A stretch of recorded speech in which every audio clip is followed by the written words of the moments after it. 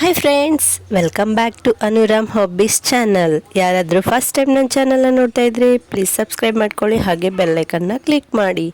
ಇವತ್ತು ನಾನು egg curry ನನ್ನ ಸ್ಟೈಲಲ್ಲಿ ಹೇಗೆ ಮಾಡೋದು ಅಂತ ತೋರಿಸ್ಕೊಡ್ತೀನಿ, ಬನ್ನಿ ನೋಡೋಣ.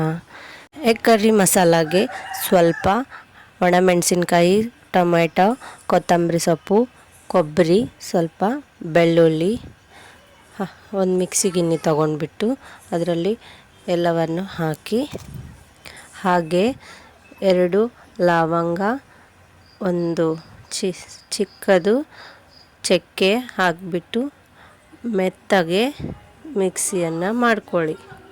ಈಗ ಒಗ್ಗರಣೆ ಹಾಕೊಳ್ಳೋಣ. ಒಗ್ಗರಣೆಗೆ ಒಂದು ಆನಿಯನ್, ಒಂದು ಟೊಮೆಟೊ, ಒಣಮೆಣಸಿನ್ಕಾಯಿ ಹಾಗೆ ಜೀರಿಗೆ, ಸಾಸಿವೆ ಬೇಕು.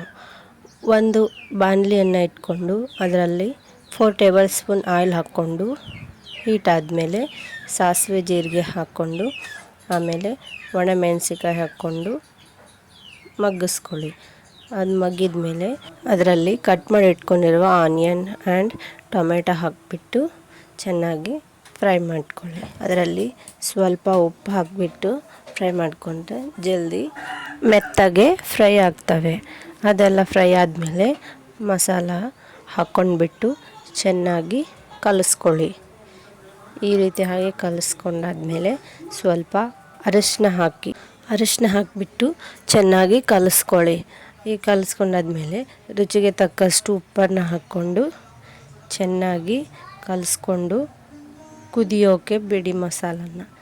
ಮಸಾಲ ಚೆನ್ನಾಗಿ ಕುದಿಬೇಕು. ಚೆನ್ನಾಗಿ ಕುದೀಲಿ ಮಸಾಲ.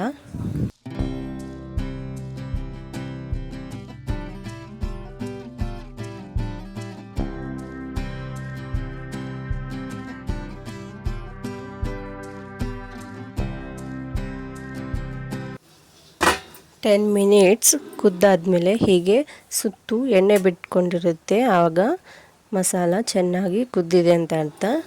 ಈಗ ಮಸಾಲ ಕುದ್ದಿದೆ ಅಲ್ವಾ, ಇದರಲ್ಲಿ ನಾವೀಗ 1 ಟೇಬಲ್ ಸ್ಪೂನ್ ಎಗ್ ಮಸಾಲ ಹಾಗೆ 1/2 ಟೇಬಲ್ ಸ್ಪೂನ್ ಗರಂ ಮಸಾಲ ಹಾಕ್ಕೊಂಡ್ಬಿಟ್ಟು ಚೆನ್ನಾಗಿ ಕಲಿಸ್ಕೊಳ್ಳಿ.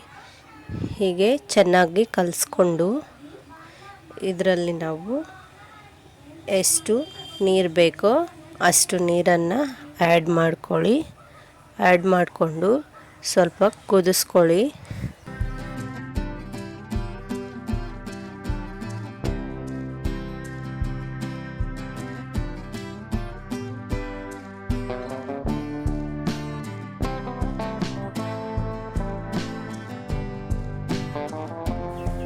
ಈಗ ಮಸಾಲ ಚೆನ್ನಾಗಿ ಕುದ್ದಿದೆ. ಇದರಲ್ಲಿ ನಾವು ಎಗ್ಸ್ಗಳನ್ನು ಹೀಗೆ ಈ ರೀತಿಯಾಗಿ ಹೊಡೆದ್ಬಿಟ್ಟು ಹಾಕ್ಕೋಬೇಕು. ಒಂದರ ಮೇಲೆ ಒಂದು ಹಾಕಬೇಡಿ, ಒಂದಾದಮೇಲೆ ಅದರ ಪಕ್ಕದಲ್ಲಿ ಇನ್ನೊಂದು ಹಾಕಿ ಚೆನ್ನಾಗಿ ಬರುತ್ತೆ.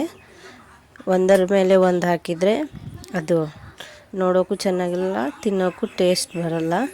ಹೀಗೆ ಸಪ್ರೇಟಾಗಿ ಪಕ್ಕದಲ್ಲಿ ಹಾಕ್ಕೊಂಡು ಒಂದು 10 ಮಿನಿಟ್ಸ್ ಮುಚ್ಚಿಡಿ.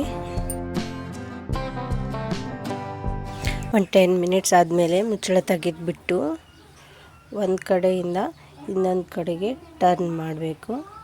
ಎಲ್ಲನೂ ನೀಟಾಗಿ ಒಂದು ಕಡೆಯಿಂದ ಇನ್ನೊಂದು ಕಡೆಗೆ ಟರ್ನ್ ಮಾಡಿಬಿಟ್ಟು ಇನ್ನೊಂದು 10 ಮಿನಿಟ್ಸ್ ಮುಚ್ಚಿ ಚೆನ್ನಾಗಿ ಕುದಿಸ್ಕೋಬೇಕು.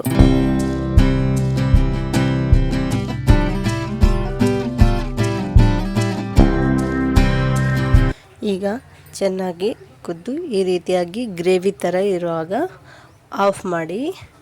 ಈಗ ಇದನ್ನು ಅನ್ನದಲ್ಲಾಗಲಿ ಚಪಾತಿಯಲ್ಲಾಗಲಿ ಯಾವುದ್ರಲ್ಲಾದರೂ ಸೂಪರ್ ಟೇಸ್ಟ್ ಆಗಿರುತ್ತೆ. ನೀವು ಈ ರೆಸಿಪಿನ ಒಂದ್ಸಲ ಟ್ರೈ ಮಾಡಿ ಹೇಗೆ ಬಂದಿದೆ ಅಂತ ಕಾಮೆಂಟ್ ಬಾಕ್ಸಲ್ಲಿ ತಿಳಿಸಿ.